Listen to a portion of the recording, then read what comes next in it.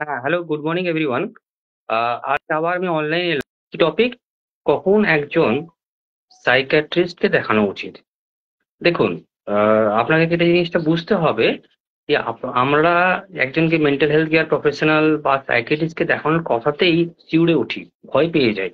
তো এই জায়গা থেকে আমি এই যে মিথটা, এই যে জিনিসটা কি, যারা সাইকিয়াট্রিস্ট আছেন, সাইকোলজিস্ট আছেন, এই যে কমিউনিটিতে মেন্টাল হেলথ কেয়ার প্রফেশনাল আছেন, এরা আপনার হেল্প করার জন্যই আছে। এরা কিন্তু কোনো রকম গোস্ট না ক্রিমিনাল, নালে কোনো রকম একটা ফিয়ারফুল অবজেক্ট নয়। এবার তাহলে তাহলে মনে হবে, তাহলে আমি তো সাইকিয়াট্রিস্ট কেন দেখাবো, আমি তো সব কিছু ঠিক চলছে লাইফে। দেখো, প্রথম কথা আপনাকে আমি জিনিসটা বলি যে আমার লাইফ এক্সপিরিয়েন্সে আমি সাইকিয়াট্রি কেন নিলাম। কেন আমি যখন আমি পাস করলাম এমবিবিএস, ঠিক আছে, দ্য ইয়ার 2012 সালে। তো আমার কাছে যখন আমি কোয়ালিফাইড করলাম, তখন আমার কাছে এমডি জেনারেল মেডিসিন আর আরো অপশন ছিল। তো আমি দেখলাম কি এমন একটা কোনো জিনিস নিতে হবে যেটাতে আমি সবথেকে বড় কথা নিজেকেও হেল্প করতে পারি, নিজে মেন্টাল হেলথ ভালো রাখতে পারি। আমি দেখছি অনেক আমাদের যারা ডাক্তার কলিগ, আমি নাম নেবো না, কিছু না কিছু সাইকোলজিক্যাল ডিস্ট্রেসে, ইভেন নেশাতে তো মোস্ট কমনলি ভুগছেনই, আমার কাছে ট্রিটমেন্ট করাতে আসছেন। ঠিক আছে। আর আর যেটা হচ্ছে ওনাদের মধ্যে সুইসাইডাল টেন্ডেন্সি খুব বেড়ে গেছে। যতটা আমাদের যে পাওয়ার আগে, মানে নিট ইউজিতে পাওয়ার সময় যতটা ডিপ্রেশন হয়, ওর থেকে বেশি ডিপ্রেশন হচ্ছে ডাক্তারি চলাকালীন আর প্র্যাকটিস প্রফেশনাল লাইফ করাকালীন। আপনিও দেখে থাকবেন কি আপনাদের আশেপাশে নিউজ পেপারে দেখে থাকবেন কি ডাক্তার মানে মানে দুর্ভাগ্যক্রমে সুসাইড করে ফেলছেন। রিসেন্টলি একজন আমাদের মানে জুনিয়র কলিগ আছে, যিনি সরকারি চাকরি পাননি ভাবুন ডাক্তার হয়ে, উনি তো সুসাইড অপশনটা চুজ করলেন।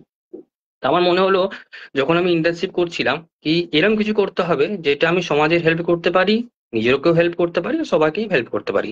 তাই আর প্লাস আমার বাবা, যিনি ডক্টর দেবতোষ সাহা, ডায়াবেটোলজিস্ট, উনি আমাকে বললেন কি সবাই তো লোকের লোকের জন্য করছে, তুমি নিজের জন্য আর সমাজের জন্য কিছু করো। এই জন্য আমার এই যে ফেসবুক পেজটা দেখবেন অনেক বছর আগেকার ফেসবুক পেজ, প্লাস যখন থেকে আমি সাইকিয়াট্রিতে আমি পা দিই, আর তখন থেকে এই জার্নিটা শুরু হয়। হ্যাঁ, এবার যে টপিকে আসি কি কখন একজন সাইকিয়াট্রিস্ট বা সাইকোলজিস্ট বা মেন্টাল হেলথ প্রফেশনকে দেখানো উচিত। যখন প্রথম কথা হচ্ছে, আমরা নিজেরা কখন কি করে বুঝবো? লোকের তো সব লোকেকে তো বলি থাকি। আমাকে আগে কিছুদিন আগে একটা পেশেন্ট এসেছে, উনি খুব কাঁদছেন, মানে বয়স্ক মহিলা। কি হয়েছে ওনার? রিসেন্টলি ওর মেয়ের বিয়ে না ছেলের বিয়ে হবে। ওনাকে, উনি একা আছেন, ওনার স্বামী গত হয়ে গেছেন, ওনার ভয় লাগছে। উনি কি করেছেন, মানে আর্থিক দিকে সমস্যা নেই, সমস্যাটা আছে ওনার মানে কি ওনাকে কাছে থাকবে, কেন মেয়ে বিয়ে হওয়ার পর চলে যাবে, মেয়ে লাভ ম্যারেজ করছে। তো এই জায়গাতে উনি দেখছেন কি ওনার মধ্যে খুবই কান্নাকাটি করছেন, খুবই একাকিত্ব ভুগছেন। ইভেন বিয়ে 3-4 মাস পরে হবে, তার আগে থেকে উনি ডিপ্রেশনে ভুগছেন। ডিপ্রেশন মানে কি হচ্ছে, ইভেন যে আমার কাছে যে উনি আসছেন, ওইটাতে আসতেও ভয় কেন? তো ফট করে আমি কোনো ঘুমের ওষুধ দিয়ে দিই, উনি কাজ করবেন কি করে, ওনাকে দেখা থাকতে হবে। ঠিক, আর এবার হচ্ছে কি, তাহলে তো উনি এবার প্লাস মেয়ে এখন কিছু মাস পরে বিয়ে হবে, তাহলে মেয়ে বিয়ের জন্য কিছু কাজ করবেন কি করে, মানে এতটা ভয়। বলে আজ আমাকে যখন উনি একা হলো কথা বললেন, উনি বলছেন আমার তো রাতে আমি নিজের টেনশনে ভুগছি বলে আমার মেয়েও সাইকোলজিক্যাল পেশেন্ট হয়ে যাচ্ছে। ওরা আমাকে বলছে, মারধর করছে, ওরা বলতো তোমাকে অ্যাসাইলামে দিয়ে দেবো। এটা শুনে ওরা আরো ভয় পেয়ে যাচ্ছে। আমি ওকে বললাম কি একটু পারলে একটু ফ্যামিলি কাউন্সিলিং এ যান। এবার হচ্ছে আমি যে শুনে অবাক হয়ে গেলাম কি ফ্যামিলি কাউন্সিলিং এর নামে উনি এতটা ভীত হয়ে গেছেন। আমাদের যে মানে বদ্ধ মহিলা আমার পেশেন্ট, তো এটাতে উনি মানে যাওয়ার জন্য বলছেন আমি মরে যাবো, তাও আমি কাউন্সিলিং এ যাবো না। আমার কাছে লাকিলি উনি আসছেন, তারপর আমি ওনার কাউন্সিলিং করলাম, কথা বললাম। আর বিশ্বস্ত করলাম কি আমার কোনো ওষুধে ওনার কোনো এক্সট্রা ঘুম কোনো কিছু লাগবে না। ওনার যেটা কষ্ট হচ্ছে ওটা ঠিক হবে। আর সব থেকে বড় কথা কি উনি ওটা ভালো, মানে যেটা যে মাদার ইন ল, কেননা যে উঠবি জামাইয়ের কাছে রোল প্লে করতে পারবে। এবার এবার যেটা হচ্ছে কি আমাদের সাইকিয়াট্রিস্টের কাছে কখন যাওয়া উচিত। দেখুন, প্রথম জিনিস আপনাকে বুঝতে হবে এই যখনই আপনি দেখছেন কি আপনার মানে আপনি নিজেকে বুঝবেন, আপনার ঘুম, মানে যে বায়োলজিক্যাল প্যারামিটার, ঘুম, খিদে, তারপর হচ্ছে কি রাগ, মুড, দেখছেন আরে মুড অফ থাকছে, দেখছেন কি মানে আমার মনে ভাল লাগছে না, যখন দেখছেন কি আপনার কিছু করেও আর এই ভাল না লাগা, মুড অফ থাকা, বা যেই কাজগুলো করে এনজয় পেতেন ওটা পাচ্ছেন না, দেখছেন এটা কিন্তু 2-3 হপ্তার বেশি পেরিয়ে যাচ্ছে।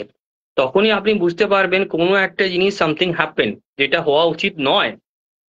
তখনই কিন্তু আপনাকে উচিত অ্যাটলিস্ট আপনাকে মানে একজন যে ডাক্তার ডাক্তার সবসময় যে সাইকিয়াট্রিস্ট বারণ করার কথা না, আপনি ডাক্তার ওষুধ নয়, মানে ডাক্তার সঙ্গে কথা বললেন কি স্যার আমার এই সমস্যাগুলো হচ্ছে, আর এটা কি নর্মাল না অ্যাবনর্মাল, এটা ডিটেকশন করলে কেন আমাদের এমবিবিএস এর সবাইকে সাইকিয়াট্রি পড়ানো হয়, সবাই সাইকিয়াট্রি ক্লিনিকে যায়, তাহলে আপনাকে উনি সাজেস্ট করলেন যে আপনি কোনো কাউন্সিলিং না সাইকিয়াট্রি যান।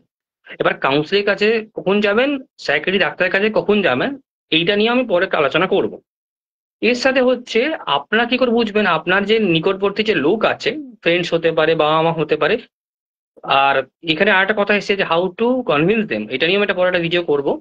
তো কি করে ওনারা কি করে বুঝছে, দেখছেন কি ওনারা আগের থেকে বেশি রেগে যাচ্ছেন, ঘুমোচ্ছেন না, ওনারা হেলথ টেক কেয়ার করছেন না, চান প্লাস সেলফ গ্রুমিং করছেন না, ওনার বিহেভিয়ার ইস্যুস হয়ে যাচ্ছে, তারপর দেখছেন যেই পার্সোনালিটি ছিলেন না হঠাৎ করে পার্সোনালিটি চেঞ্জ হয়ে যাচ্ছে, সন্দেহ করছেন অকারণে, সব থেকে বড় জিনিসটা দেখবেন অকারণে, আপনার মন খারাপ হচ্ছে ওটাও অকারণে, সন্দেহ হচ্ছে ওটাও অকারণে, ঘুম উড়ে যাচ্ছে ওটাও অকারণে। যদি কারণ না থাকে তাহলে আপনাকে বুঝতে হবে এইটা কিন্তু অ্যাবনর্মাল। এবার যদি কারণ থেকে থাকে তাহলে এটা নর্মাল রিয়াকশন, তো আপনাকে সাইকিয়াট্রিস্ট থেকে সাইকিয়াট্রিস্ট দেখানোর কোনো দরকার নেই। যদি কারণ না থেকে থাকে, তাও আপনার মন খারাপ, খিদে কম, সব রিপোর্ট ভালো, তাও আপনার বুক ধরপড় করছে, অজ্ঞান হয়ে যাচ্ছেন, গ্যাসের সমস্যা হচ্ছে, তাহলে আমি অবশ্যই বলবো কি আপনাকে কোনো mental health professional, psychologist, psychiatrist help করতে পারে। আমি রেগুলার বেসিসে এখানে মানে ডিফারেন্ট ডিফারেন্ট টাইপের টপিকে ভিডিও বানাচ্ছি, জাস্ট আমি চাইছি আপনারা জানুন, একটুখানি রিল্যাক্সেশন থেরাপি করুন, একটুখানি আপনারা অ্যাওয়ারনেস হন। কেন আমাকে অনেক পেশেন্ট বলছে স্যার আপনাদেরকে তো পাগলের ডাক্তার বলা হয়, আপনার কাছে যেতে গেলে আমাদের মানে লোকেরা প্রচুর ট্যাবু স্টিগমাস করে। ইভেন আমার কাছে অনেক পেশেন্ট আছে যারা ফিজিক্যালি আসতে পারছে না, আসতে চায় না, ওরা অনলাইন দেখাতে চায়, কেন? লোকেরা জেনে যাবে। আমাদেরকে প্রথম জিনিস নর্মালাইজ করতে হবে যে চাইল্ডহুড ডেভেলপমেন্টাল ডিসঅর্ডার, যেমন অটিজম, এডিএসডি কে নর্মালাইজ করতে হবে, ওরামি, এই যে ডিপ্রেশন, এটাকেও নর্মালাইজ করতে হবে। আর যেটা হচ্ছে অ্যাডিকশন, অ্যাডিকশনের জন্য অনেক ঘর সংসার বরবাদ হয়ে যাচ্ছে, কিন্তু আমরা তো অ্যাডিকশনের রিহ্যাব ছাড়া কিছু বুঝি না। আর রিহ্যাবে কি হচ্ছে কি আপনাকে ওষুধ দিচ্ছে না, ডিটক্স করছে না, কাউন্সিলিং করছে না, শুধু আটকে রাখছে, আবার পেশেন্ট ফেরত চলে আসছে, আবার নেশা করতে শুরু করে দিচ্ছে।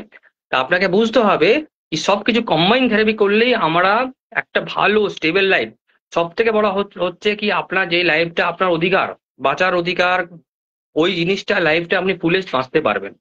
তোকে বলে স্যার আমি কতদিন অব্দি ওষুধ চালাবো স্যার, দেখুন প্রথম কথা হচ্ছে এই অসুখটা আপনাকে লাইফটা সবকিছু আছে আপনার কাছে, টাকা পয়সা ঘুম সবকিছু আছে, কিন্তু আপনার রাতে ঘুম হচ্ছে না, মন খারাপ লাগছে, এনজয় করতে পারছেন না, ভালো প্রফেশন আছে, ভালো ওয়াইফ আছে, বা বাচ্চা কাচ্চা হচ্ছে কিন্তু পাচ্ছেন না এনজয় করতে।